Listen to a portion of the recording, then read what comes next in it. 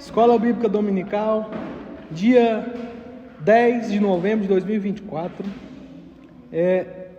início do estudo da carta de Paulo aos Filipenses, da nossa série Cartas da Prisão. E a nossa frase de hoje é: a preguiça é um pecado que nem os demônios cometem. Eles estão em constante trabalho para levar as pessoas para o inferno. Bruno Euclides. Amém? Frase para a nossa reflexão. Nós vamos fazer a leitura somente do capítulo 1 da carta de Paulo aos Filipenses, que diz o seguinte: Paulo e Timóteo, servos de Cristo Jesus, a todos os santos em Cristo Jesus que estão com os bispos e diáconos em Filipos. Graça a vós e paz da parte de Deus, nosso Pai, e do Senhor Jesus Cristo. Dou graças ao meu Deus todas as vezes que me lembro de vós, fazendo sempre súplicas por todos vós, em todas as minhas orações, com alegria, em razão da vossa cooperação na causa do Evangelho, desde o primeiro dia até agora.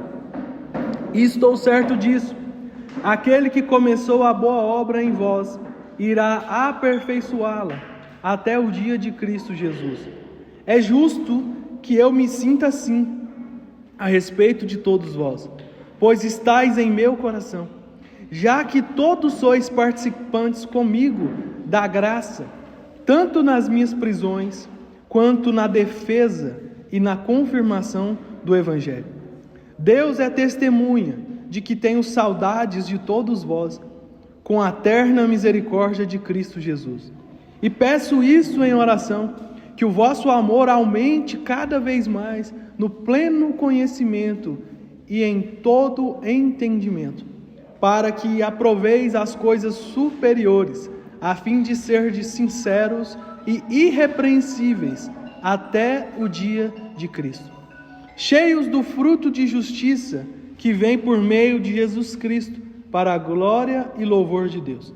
Irmãos, quero que saibais que as coisas que me aconteceram contribuíram para o avanço do Evangelho, a tal ponto de ficar claro para toda a guarda pretoriana e para todos os demais que é por Cristo que estou na prisão. E, animados pelas minhas prisões, a maior parte dos irmãos no Senhor tem muito mais coragem para falar sem medo a palavra de Deus. É verdade que alguns pregam Cristo até mesmo por inveja e discórdia, mas outros o fazem com boas intenções. Estes o fazem por amor, sabendo que fui posto aqui para a defesa do Evangelho. Mas aqueles anunciam Cristo por discórdia, não com sinceridade, pensando que assim podem aumentar o sofrimento das minhas prisões. Mas que importa? De qualquer forma, contanto que Cristo seja anunciado, quer por pretexto, quer não, alegro-me com isso e, sim, sempre me alegrarei, por sei que isso resultará em salvação para mim, pela vossa súplica, pelo socorro do Espírito de Jesus Cristo, segundo a minha intensa expectativa e esperança de que nada serei decepcionado. Pelo contrário, com toda a ousadia, tanto agora como sempre, Cristo será engrandecido no meu corpo, seja pela vida, seja pela morte. Pois para mim o viver é Cristo e o morrer é lucro. Mas se o viver no corpo resulta para mim em fruto do meu trabalho, não sei então o que escolher. Sinto-me, porém, pressionado de ambos os lados, tendo desejo de partir e estar com Cristo, pois isso é muito melhor. Todavia, por vossa causa, acho mais necessário permanecer no corpo, e tendo esta confiança, sei que ficarei e permanecerei com vós para vosso entendimento, desenvolvimento e alegria na fé, para que cresça um motivo de vos orgulhardes em Cristo Jesus por minha causa, pela presença de novo entre vós. Somente portai-vos de modo digno do Evangelho de Cristo, para que, quer eu vá e os veja, quer esteja ausente, ouça acerca de vós que permaneceis firmes num só Espírito, combatendo juntos, com uma só alma, pela fé do Evangelho, e que em nada estáis atemorizados pelos adversários. Para eles, isso é sinal de perdição, mas para vós, de salvação, e isso vem de Deus. Pois, por amor de Cristo, vos foi concedido não somente crer nele, mas também sofrer por ele, tendo o mesmo combate que já vistes em mim e agora sabeis que está em mim. Amém? A igreja dos Filipenses foi fundada por Paulo no início da segunda viagem missionária. Filipos era uma cidade importante do Império Romano. Por causa de sua localização geográfica estratégica, no entroncamento entre o Oriente e o Ocidente, tornou-se uma rota comercial e turística importantíssima. Havia pessoas do mundo todo passando por ali, o que tornaria qualquer acontecimento potencialmente divulgado para muitos cantos do Império. Filipos era uma colônia romana, uma espécie de miniatura de Roma, onde funcionavam serviços públicos especiais, onde se falava o mesmo idioma e mantinham-se os mesmos costumes da capital. Este fato demonstra a importância política e social dessa cidade. Não foi à toa que Paulo e sua equipe a escolheram para iniciar uma igreja. Após um começo discreto, a história daquela igreja deslanchou a partir de uma situação traumática, em que Paulo e Silas foram açoitados e lançados na prisão, de onde saíram após um grande terremoto direto para a casa do carcereiro, que se converte no evento. Essa passagem está em Atos capítulo 16, versículo 22 ao 40. Dali em diante, tem início uma parceria duradoura entre o apóstolo, sua equipe e aqueles irmãos filipenses. Essa carta é escrita para agradecer as ofertas que estavam sendo enviadas por outra para Paulo. Amém? Nessa introdução a gente consegue ter um panorama do que é a igreja de Filipos, a igreja de Filipenses. Nós vemos a importância que ela tem geográfica. Nós aprendemos aqui que ela é uma mini capital romana, onde passavam por ali turistas de todo o Império Romano. Nós sabemos que o Império Romano era o centro de poder do mundo antigo daquela época, era como se fosse os Estados Unidos hoje. Então, aquela cidade e o Império Romano eram muito importantes e muito estratégicos também. Por isso, Paulo escolhe aquele local para fundar uma igreja, para se pregar o Evangelho. Era um local onde qualquer acontecimento era divulgado para o resto do mundo, porque era um mini centro, uma mini capital do Império Romano, onde gente do mundo inteiro passava por ali. É como se hoje todo mundo quisesse ir para os Estados Unidos e ali fosse uma capital dentro dos Estados Unidos, onde todo mundo quisesse ir, onde qualquer coisa que acontece lá é divulgado no mundo inteiro. Então observe, tanto notícias ruins, notícias comuns, como a boa notícia do Evangelho eram propícias para serem propagadas a partir dali. Tudo que ocorresse ali era amplamente divulgado. Então ele escolhe um local estratégico para plantar a primeira igreja da Europa, a primeira igreja do Ocidente, que é a igreja em Filipos. Por isso Paulo escolhe aquele lugar. E nós vemos aqui aquele grande acontecimento, aquela passagem famosa de Paulo e Silas cantando na prisão, ocorre ali, onde está situado em Atos 16, o acontecimento onde eles são açoitados, presos e resolvem simplesmente louvar a Deus, todo arrebentados e presos por causa do Evangelho, e ao invés de chorar e reclamar, eles vão louvar, adorar a Deus, e o cárcere treme, o terremoto acontece, as portas se abrem, o carcereiro vai cometer o suicídio porque os presos estão fugindo. Aí o Paulo diz para ele na passagem: calma, está todo mundo aqui ainda. Então Paulo prega para o carcereiro crê no Senhor, e o Paulo fala: crê no Senhor Jesus e será salvo tu e a tua casa. Daquele dia o carcereiro e toda a sua família são batizados. Então um evento aqui que era para ser um evento de desgraça, um evento de tristeza, Paulo e Silas açoitados, ele é revertido em um milagre, o terremoto e as portas do cárcere se abrindo, e a conversão de toda uma família, e um evento que marca ali a história, o início da igreja de Filipos, a partir desse evento. Está vendo como que Deus, ele converte a maldição, o momento ali que parece ser de derrota, em bênção e vitória para a glória do nome dele? Para muitos ali era o fim, espancados e presos, mas para Deus não. Deus pegou aquela situação, fez com que eles adorassem, o cárcere se abriu, o cárcere tremeu, o carcereiro, a sua família foi salvo, salvação, milagre, coisas extraordinárias que é lembrado até hoje. Então Deus, ele é especialista em fazer isso, e a gente observa aqui o nascimento dessa igreja a partir desse evento que parecia ser o fim, mas não era só o começo, onde Deus estava no controle de tudo. Deus estava ali, o dono da igreja estava no controle da situação, e a gente aprende aqui com Paulo e Silas e o início dessa igreja uma lição muito importante, que nos piores momentos Deus não se esqueceu, Deus não está longe, Ele está no mesmo lugar, no controle de tudo.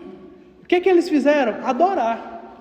E adorar, o desafio da adoração não é quando está tudo bem. O desafio do cristão e da adoração do crente é adorar no meio da tempestade. Quando está tudo ruim, a gente adorar. É isso, é uma chave, é onde Deus vem e realiza um milagre. Agora tem gente que quer adorar só quando está tudo bem. E a gente não foi chamado para adorar só quando está tudo bem. A gente não foi chamado a amar as pessoas ou perdoar só quando está tudo bem, quando somos bem tratados. O cristianismo ele é a pirâmide invertida. É amar o inimigo, é adorar quando está tudo mal e confiar em Deus que Ele vai fazer que tudo fique bem. Essa é a esperança de que Deus está no controle e que o mundo não tem. Amém? Então Paulo, essa carta é escrita, segundo aqui o final da nossa introdução, para agradecer as ofertas que estavam sendo enviadas por outra para Paulo. O primeiro ponto alto dessa lição é uma igreja que se desenvolveu. Os filipenses, embasados aqui no versículo 1 até o 11, tinham dado provas do seu crescimento numérico e espiritual. Não ficaram parados no tempo, ao contrário, havia muitos motivos para louvar a Deus por aquele grupo de irmãos. Paulo se lembrava deles com saudade. Versículos 7 e 8: é justo que eu me sinta assim a respeito de todos vós, pois estáis em meu coração, já que todos sois participantes comigo da graça, tanto nas minhas prisões, quanto na defesa e na confirmação do Evangelho. Deus é testemunha que tenho saudade de todos vós, com a eterna misericórdia de Cristo Jesus. Olha o versículo 3. Dou graças a meu Deus todas as vezes que me lembro de vós, fazendo sempre súplicas por todos vós, em todas as minhas orações, com alegria, em razão da vossa cooperação na causa do Evangelho, desde o primeiro dia até agora.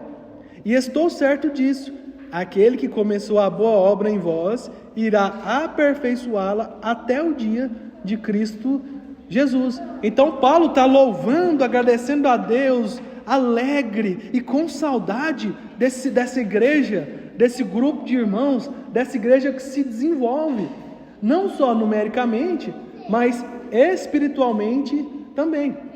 O que muitas pessoas confundem? Igrejas numéricas com igrejas desenvolvidas e igrejas maduras. Isso é totalmente antagônico, totalmente diferente. Uma igreja numericamente grande com a igreja desenvolvida espiritualmente. O que é mais comum hoje são igrejas cheias de pessoas vazias de Deus. Cadeiras cheias com templos e pessoas vazias. Isso não é um sinal de qualidade para Deus. Não é um sinal de desenvolvimento e crescimento espiritual. O ponto A aqui, eles tinham uma liderança, uma sólida liderança pastoral, os bispos, no versículo 13, e um ministério de serviços, de diáconos. Os filipenses tinham muito a aprender ainda, através do apóstolo Paulo, mas não eram dependentes dele para o dia a dia da igreja local. É onde a gente abre aqui um parêntese. Uma igreja desenvolvida espiritualmente, uma igreja saudável, uma igreja madura e entendida do que é ser igreja da palavra, ela não é dependente e centralizada na pessoa de um líder. Ela é centralizada na pessoa de Cristo e centralizada na obra do seu serviço. É um corpo que funciona independente da figura central do líder. A igreja cristã, ela é centralizada onde todos são servos. O único rei que existe na igreja é Cristo. Então a igreja de Filipos, ela tinha essa característica, que ela não dependia de Paulo no dia a dia para funcionar. Não tinha aquela dependência da figura. Ela funcionava com ou sem ele, porque ela é a igreja de Cristo. A igreja de Cristo. Era uma igreja autônoma, responsável por seus atos e por seu crescimento. Paulo estava escrevendo essa carta, mas Paulo não estava lá.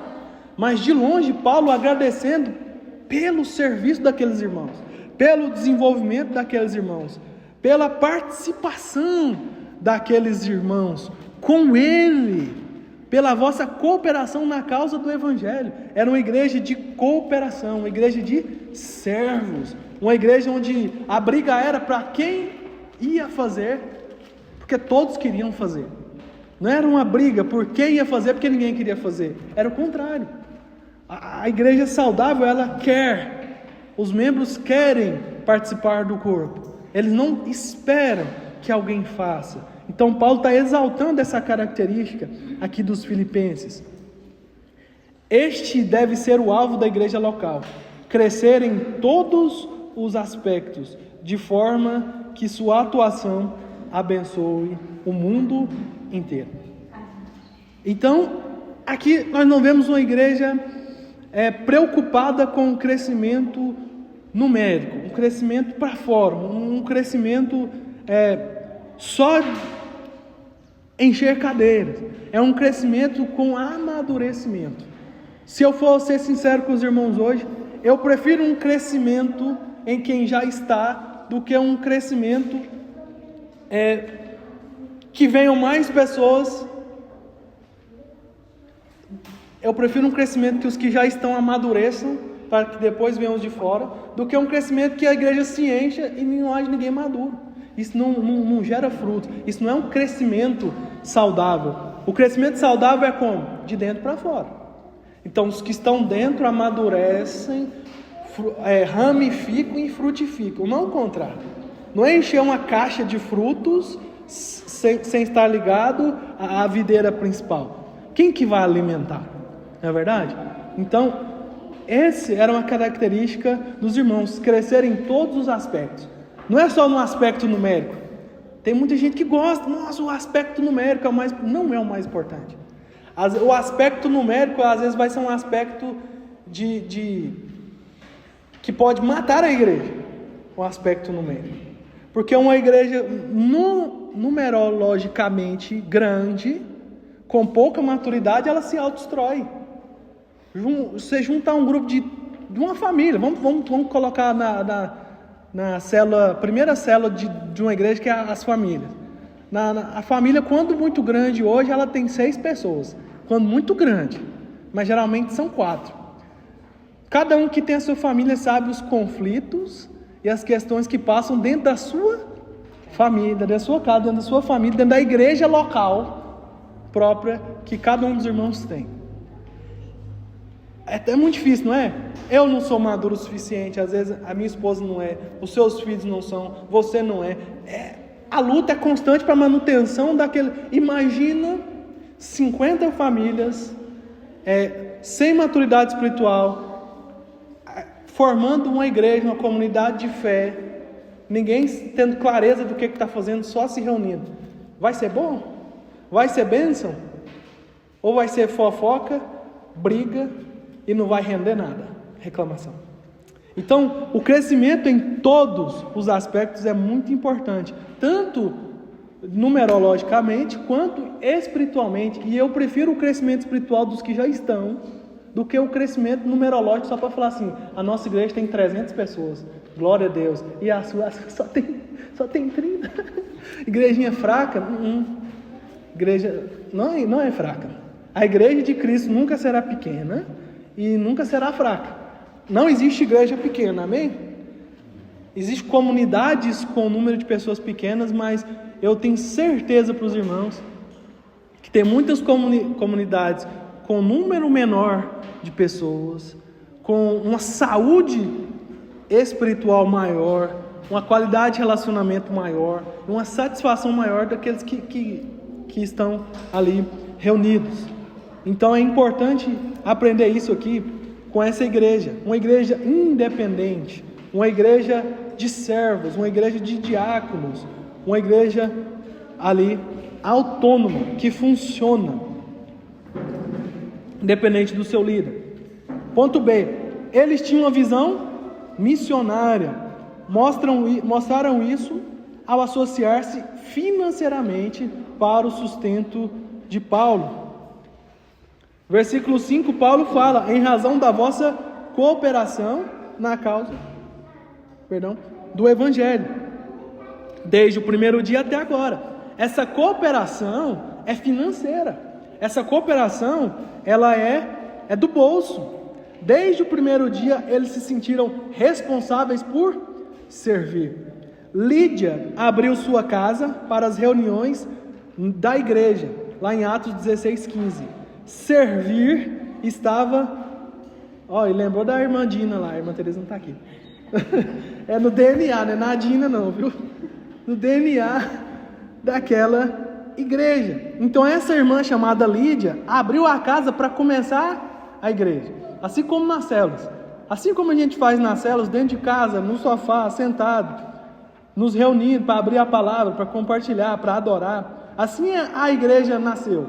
Assim era o início puro e simples da igreja. E era uma igreja que tinha essa visão missionária. Ontem o irmão William postou um vídeo, quem não viu, vai lá e vê. É a maior realidade. Qual é a grande preocupação hoje das grandes e mega igrejas? Não está mais nessa característica missionária. As igrejas hoje, com a teologia da prosperidade, estão preocupadas em prosperar os seus membros e que membros, empresários prósperos venham para a igreja. Que o templo seja cada vez maior e mais confortável e com mais profissionais para atender o seu público cliente, que não são mais os fiéis, e lá fora tanto faz. A missão é aonde? Na África. Abrir igreja aonde? A igreja na Europa, nos Estados Unidos. Isso é muito bom. Mas a missão local não tem tanta importância. A missão aqui na cidade, quem está sem um chinelo aqui, o irmão que está sem comida. Eu louvo a Deus que a nossa igreja não é uma igreja assim. Nós não podemos ser a igreja milionária.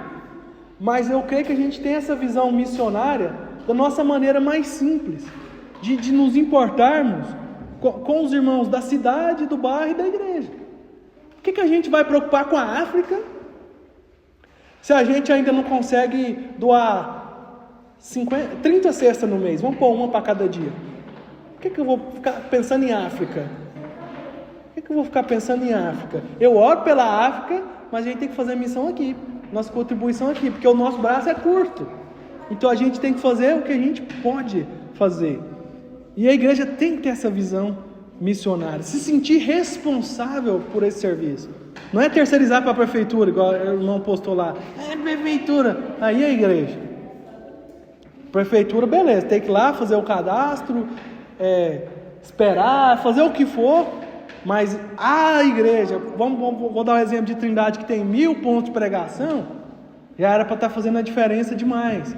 Mas a gente está aprendendo isso com o pouco tempo que a gente tem saído para servir. Irmãos de outra igreja falam assim: a minha igreja não faz isso, a minha comunidade não faz isso. Por que não faz? Tem alguma coisa errada, não tem? Ah, mas a igreja de vocês não está pintada por fora, não tem uma fachada que tira suspiros. Pois é, né? Vou falar, irmão.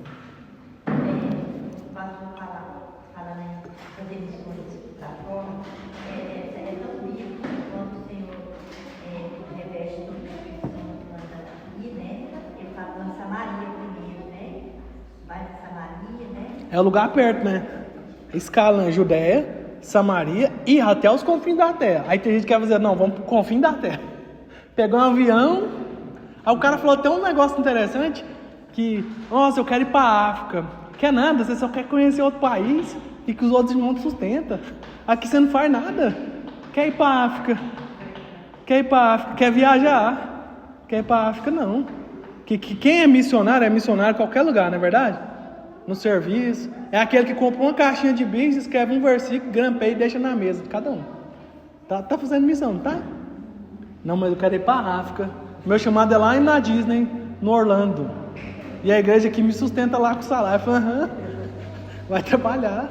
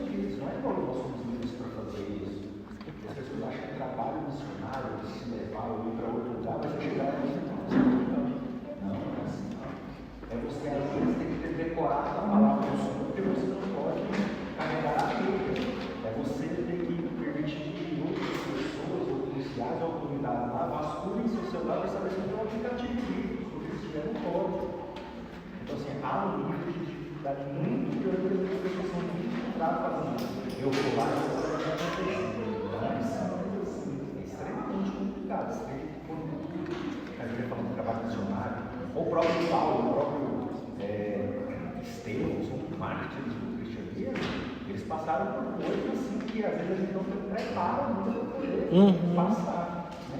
E é muito bonito, nossa, trabalho missionário, eu vou.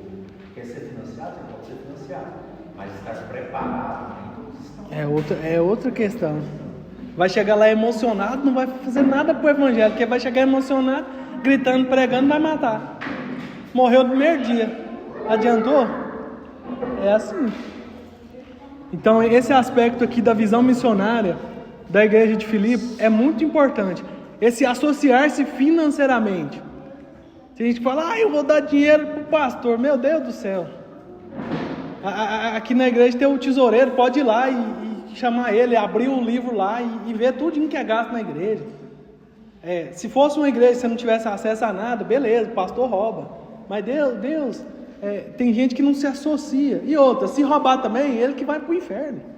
Eu nunca quis saber, antes de ter acesso a essas coisas. Mas é esse amar a obra. Eu amo a igreja, eu amo a obra, eu amo tudo. Mas não sai R$1 do meu bolso. É meio contraditório, né? É igual falar que eu amo minha esposa e ela fala assim, quero comer um pastel. Eu falo assim, vai lá e compra o seu dinheiro. Mas que isso? Você não falou que me amava? Não, eu te amo. Agora, gastar o dinheiro é outra coisa. E não é, né? A gente sabe que não, né? Tem que servir também com isso. Havia muito mais a conquistar. Deus tinha mais bênçãos e maiores planos para aqueles irmãos. Por isso o apóstolo ora para que o Senhor aumente mais e mais. Versículo 9. E peço isso em oração, que o vosso amor aumente cada vez mais no pleno conhecimento e em todo o entendimento, para que aproveis as coisas superiores, a fim de serdes sinceros e irrepreensíveis até o dia de Cristo. Então, o seu amor, conhecimento e discernimento para as coisas excelentes sempre há mais do que é bom. Uma igreja pode chegar a um platô de crescimento, mas nunca chegará ao seu ápice. Sempre podemos crescer mais e nos tornarmos melhores do que fomos até hoje.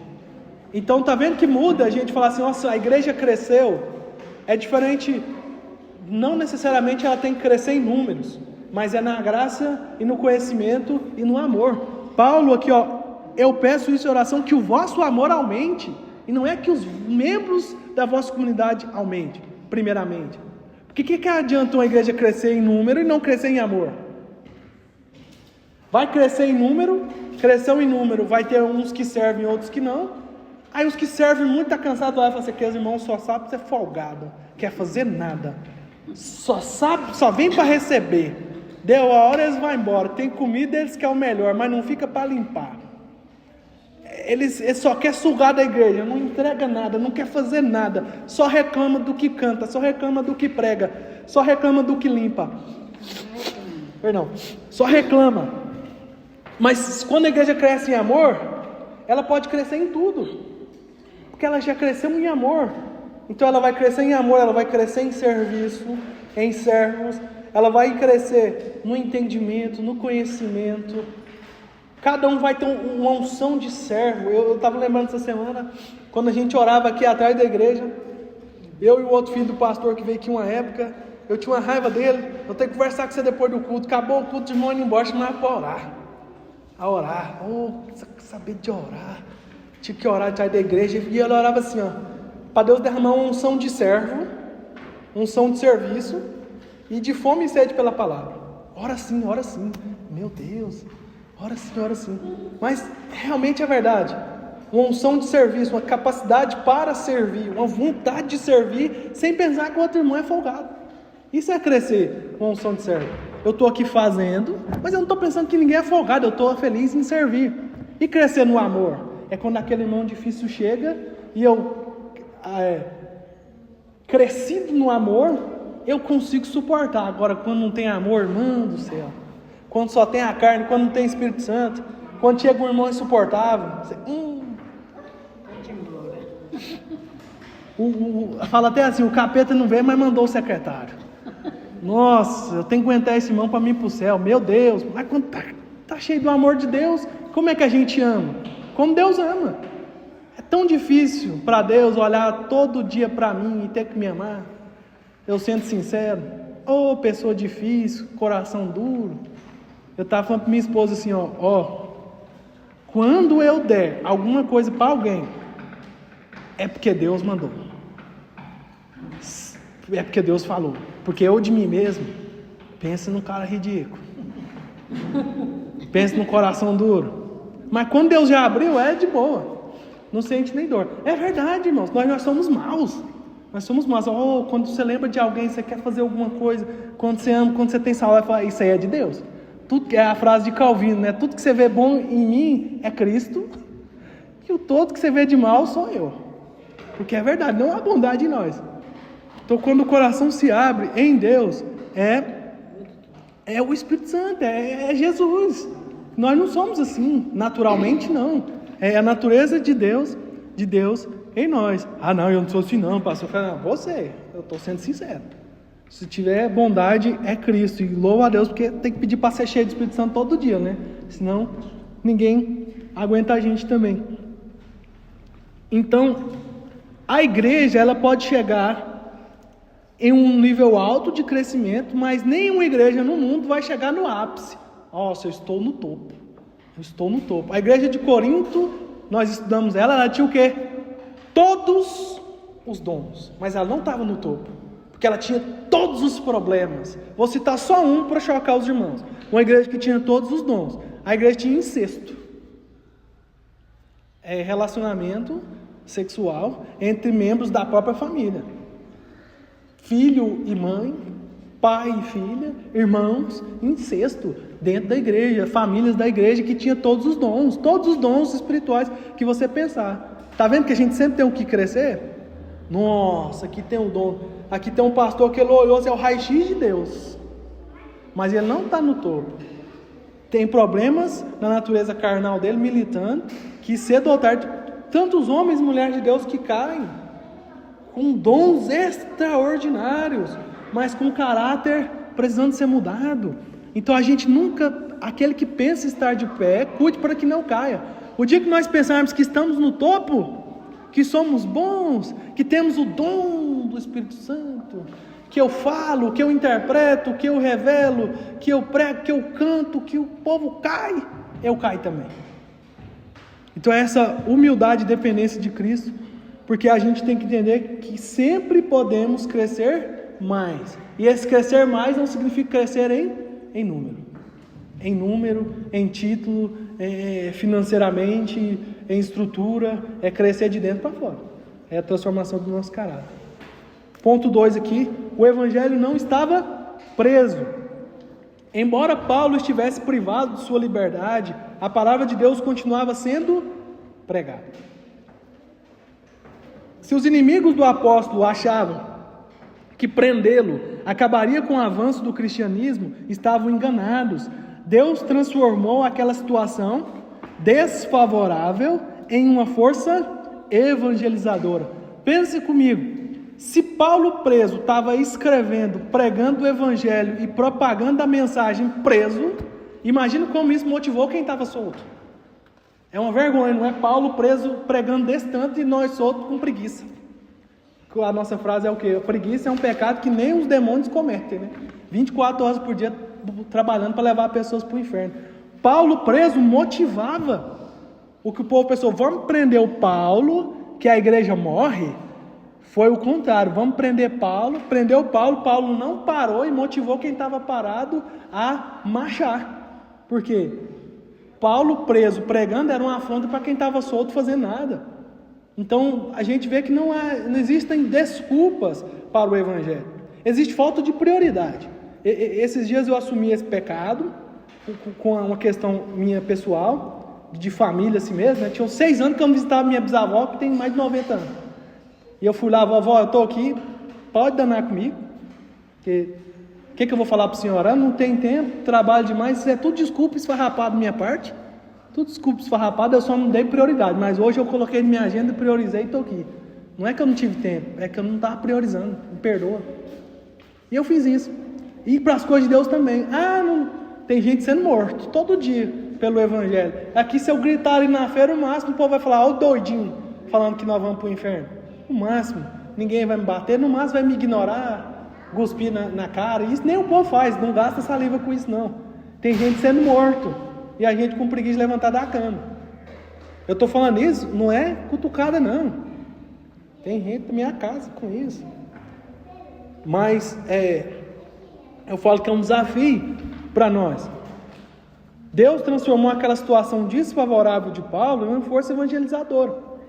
Paulo era escoltado por membros da guarda do palácio do imperador e pôde falar de Cristo, direta ou indiretamente, para todos eles. Isso é um evangelista missionário. Tem gente que pensa que o evangelista missionário é o do púlpito, mas não é, gente. O púlpito é tão pouco. Toda reunião aí, se ela não for vigília, é 2 horas, 3 horas no máximo, se o evento for longo. Se a nossa vida dependesse só de púlpito, a gente estava morto. É como se o seu salário dependesse de 1 hora de trabalho por semana. Se for dependesse de 1 hora do seu trabalho financeiramente por semana, você sobreviveria? 1 hora de trabalho aí, dependendo, não é nem R$10, 1 hora de trabalho. Não dá nada. Imagina isso para a nossa vida espiritual, vida cristã, dependendo dessa 1 hora. Deus se alegrar com eu fazer a vontade de Deus, missionário que evangeliza só no púlpito. Isso é pouco.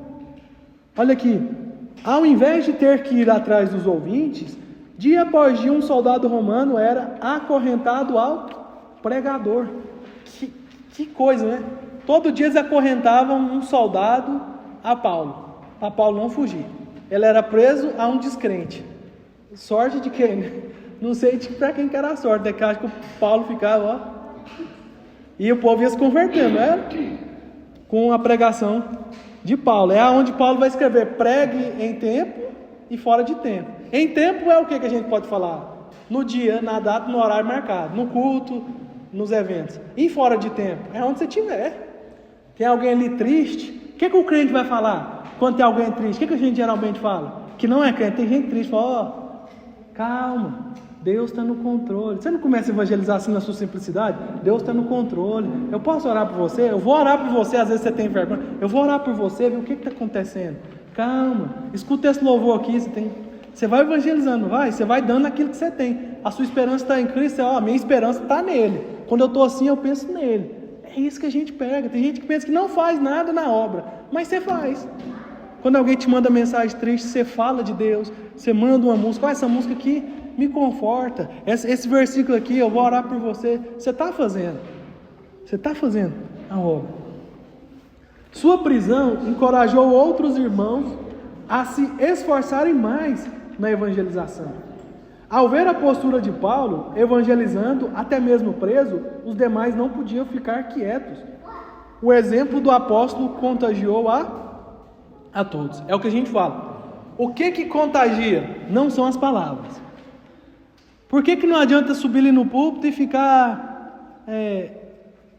irmãos, eu estou muito triste porque os irmãos estão com preguiça de vir para a escola bíblica, não estão participando de nada, os irmãos tinham que ter vergonha na cara e tal, ficar dando choque.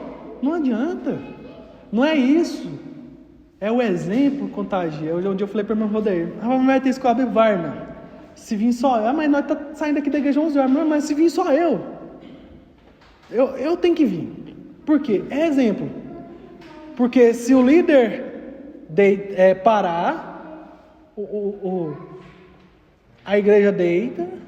Se o líder deitar, a igreja morre. É assim, tem que estar correndo para os irmãos para mim andar. Tem que dar exemplo. O que adianta eu ficar aqui? Não, os irmãos não vêm, vamos parar com esse negócio, porque os irmãos não vêm. Então vamos parar com isso. Então não tem importância. Não é isso, a gente falou isso desde o começo. Se fizer a diferença na vida de um, Cristo está se alegrando. E é um exemplo que vai contagiar. Não é um sermão. Não é o puxão de orelha, apagar um sabão. Não é isso. É o exemplo. O exemplo e o amor. É isso que contagia. Para provocá-los, até mesmo irmãos, provavelmente entre os judaizantes, decidiram intensificar seu trabalho de evangelismo para tentar deixar Paulo enciumado. Versículo 15 a 17. Olha o que Paulo diz. É verdade que alguns pregam Cristo até mesmo por inveja e discórdia, mas outros fazem com boas intenções. Então existia um grupo ali que estava pregando e evangelizando sem ser da igreja. Os não crentes, o povo do mundo estava pregando para gerar ciúme no Paulo, para gerar uma competição, só para implicar. Então Paulo diz aqui, estes o fazem por amor, sabendo que fui posto para a defesa do Evangelho. Mas aqueles que anunciam Cristo por discórdia, não com sinceridade, pensando que assim pode aumentar o sofrimento das minhas prisões. É incrível que alguém possa ter pensado nisso, mas ao invés de se lamentar ou reclamar, o escritor bíblico tenta ver algo de bom nisso. Pelo menos o Evangelho estava sendo anunciado. É a mesma coisa quando vieram falar para Jesus que tinha um povo pregando o Evangelho, mas eles não eram dos discípulos. Jesus falou assim, não, o que importa é que o Evangelho, quem não é contra nós é por nós, deixa eles pregar, não precisa ser daqui não, tá tudo bem. E acontece muito isso, né? Às vezes tem gente que fica nervoso porque um cantor aí secular cantou uma música da igreja. Nossa, ela, deixa cantar. Deixa cantar. Ah, mas não é crente. Deixa, está exaltando o nome de Deus. Não está aprovado por Deus. Amém? Está aprovado não. Ah, eu sou a cantora sertaneja, mas sou batizada, continuo fazendo show, continuo fazendo aquilo tudo, mas eu sou evangélico. Beleza. Você está batizada, você é membro da igreja, você não deixou a velha vida, você só não está aprovado. Pode cantar, pode fazer. Deus só não está te aprovando. Mas o que você está fazendo tem valor para o reino. Está pregando a mensagem, que não é contra nós, é por nós. Vai lá. Só não queira a aprovação da igreja. Só não queira que a gente faça assim, está lindo você aí nessa vida sua e crente. Crente você não é. Mas você está fazendo um serviço positivo para o evangelho. Então Paulo falou isso. Pelo menos o evangelho estava sendo anunciado. E por último, as expectativas de Paulo. Primeira expectativa, a respeito de si mesmo. O desejo do apóstolo era ser colocado em liberdade, para que pudesse retomar seu ministério entre os gentios, através de suas viagens. O Paulo, a gente estudando todas as cartas dele ao longo do tempo, a gente sempre viu que Paulo não estava buscando uma fama para ele, no meio do povo de Deus. Pelo contrário, ele está vindo no contrário. Aqui tem povo de Deus, então eu vou onde não tem povo de Deus, vou entrar no meio deles, vou plantar uma igreja, vou pregar o evangelho, para que esse povo se torne povo de Deus, para que ali nasça uma igreja. Nasceu uma igreja, agora eu vou para outro povo que não é cristão, que não me conhece, que não conhece a palavra, para exaltar o nome de Deus lá. E assim ele foi fundando as igrejas e discipulando aquelas igrejas com as suas cartas. Então Paulo nunca buscou a glória para ele. Ele nunca buscou estar no meio de quem ia bater palma e gloriar o nome dele. Pelo contrário, toda viagem que ele ia, chegava lá, ele sofria alguma coisa. Era prisão, era espancamento, alguma coisa ele sofria. Mas sempre exaltando o nome do Senhor. Porém, se necessário fosse, ele estaria pronto para morrer por sua fé. Versículo 19. Pois sei que isso resultará em salvação para mim, pela vossa súplica e pelo socorro do Espírito de Jesus Cristo. Sua visão de futuro não levava em conta qualquer vantagem pessoal que pudesse obter do fato de ser um apóstolo, mas considerava primeiramente o que poderia trazer mais honra e glória ao seu Senhor. De fato, nesse julgamento em Roma, ele foi absolvido e posto em liberdade. Então, se confirmou a sensação do seu coração de que havia muita coisa a fazer ainda a favor dos que tinham crido em Jesus e que precisavam do seu ministério por mais tempo. Onde que Paulo falou aqui versículo 20. Segundo a minha intensa expectativa e esperança de que em nada serei decepcionado. Pelo contrário, com toda ousadia, tanto agora como sempre, Cristo será engrandecido no meu corpo, seja pela vida, seja pela morte. Olha o que ele declara: pois para mim o viver é Cristo e o morrer é lucro. Olha o pensamento do Paulo. Olha pela ótica dele. Eu vou pregar ali em Santa Maria, lá não tem nenhum crente. Eu posso entrar lá para pregar e eles podem me matar, mas eu não me importo. Para mim, eu quero glorificar a Deus na vida ou na morte. Para mim, o viver é Cristo e o morrer é lucro. Então eu só vou. Paulo só fazia isso, eu só vou. Mas se o viver no corpo resulta para mim em fruto do meu trabalho, não sei então o que escolher. Sinto-me, porém, pressionado de ambos os lados. Olha o desejo de Paulo. Tendo desejo de partir e estar com Cristo, por isso é muito melhor. Paulo está falando aqui outras palavras. Eu tenho um desejo de partir, isso quer morrer. De morrer para estar com Jesus. De partir e estar com Cristo. Porque para mim morrer é muito melhor. Mas olha o que ele fala. Todavia, por vossa causa, acho mais necessário permanecer no corpo. Ou permanecer vivo. Eu tenho ainda mais coisas para fazer. Eu ainda tenho lenha para queimar. Eu ainda sou importante no meio do povo de Deus e na obra do Senhor. O meu desejo é morrer. Mas mais proveitoso é eu continuar vivo mais um tempo. Portanto, quando ele soube que ele ia ser morto, ele falou: eu estou sendo entregue como uma oferta de libação. Ele não falou que ia ser morto, ele está sendo entregue como uma oferta a Deus, uma oferta de derramado, uma oferta de sangue. Eu sou a oferta. Vão cortar minha cabeça, eu sou a oferta. Para mim, é igual você bater em alguém. Quando eu era pequeno, teve uma época que eu não estava nem se eu apanhasse, não. Bater em menino sem vergonha. Ele importa? Bate. Não pode bater de chinelo, não. O menino fica sem vergonha. Acostuma com a dor, logo está fazendo de novo. Mas para alguém que fala assim: para mim o morrer é lucro, viver é Cristo. Tem glória de você matar? Não está nem aí se ele morreu ou não. Agora aquele que tem muito medo de morrer, beleza. Agora aquele que, se eu morrer, é lucro. Paulo não estava importando com a vida dele. Ele não considerava a própria vida importante. Olha o nível de cristianismo que o apóstolo chegou. Olha o nível. Eu considero comer sem carne a morte. É importante demais eu comer com carne. O Paulo estava dizendo: se eu morrer é lucro. Olha o nível que ele chegou. De fato, aqui já lemos aqui, a respeito dos filipenses, a expectativa. O desejo do apóstolo era que a igreja em Filipos não esmorecesse. O que é esmorecer? Alguém sabe? Desistir, cansar, desanimar. Não.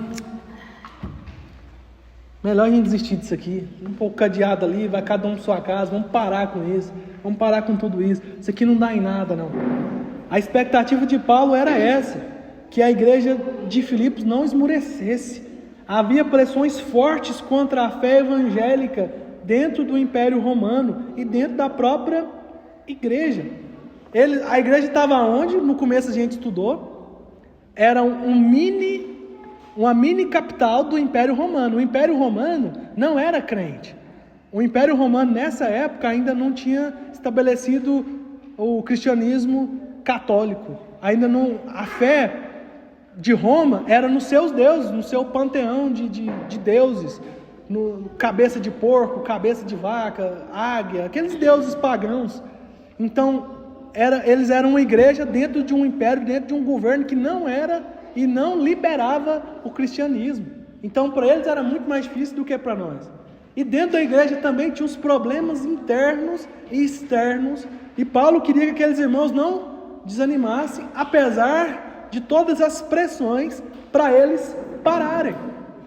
Hoje, nós também temos pressões espirituais, externas, internas, coisas que fazem a gente pensar em desistir todo dia.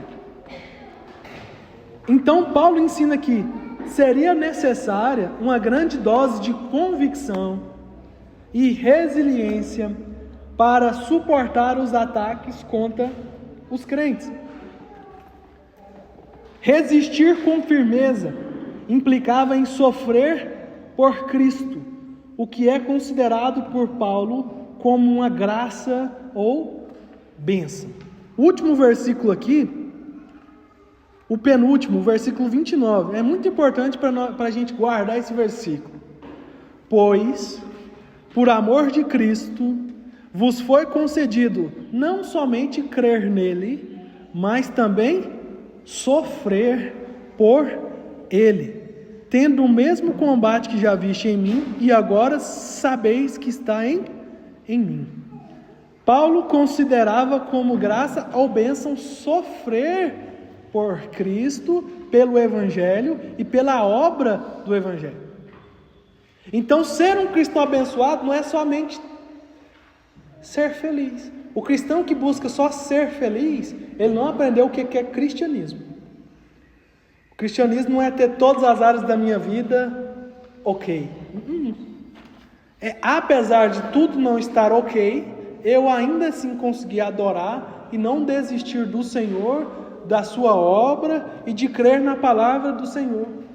É aprender a resistir no meio do sofrimento, entendendo que o sofrimento por Cristo também é uma bênção. É quando zombar da nossa fé, você não é crente? É aquela musiquinha do Lázaro, né? Se você é crente, por que você passa fome? Né? João 4,4, Mateus 4,4. Porque nem só de pão viverá o homem, mas de toda palavra que sai da boca de Deus. E aí a gente responde o diabo.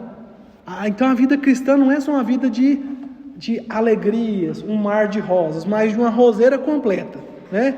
Raiz, caule, espinhos, folhas, pragas e botão de rosa e pétalas e perfume. Mas nem sempre ela está florida. Não é verdade? Essa é a vida cristã. É a roseira completa, não é só a flor. Amém? O sofrimento faz parte e é uma bênção. É uma bênção. Porque não tem nada, algo que nos faz aproximar mais de Deus do que uma pitada de sofrimento. Quebranta o coração duro do ser humano. É verdade ou não? É verdade. Lição do dia. Considerando a situação do autor ao escrever essas palavras, essa carta nos enche de motivação para enfrentarmos os dias difíceis e as adversidades sem desanimar.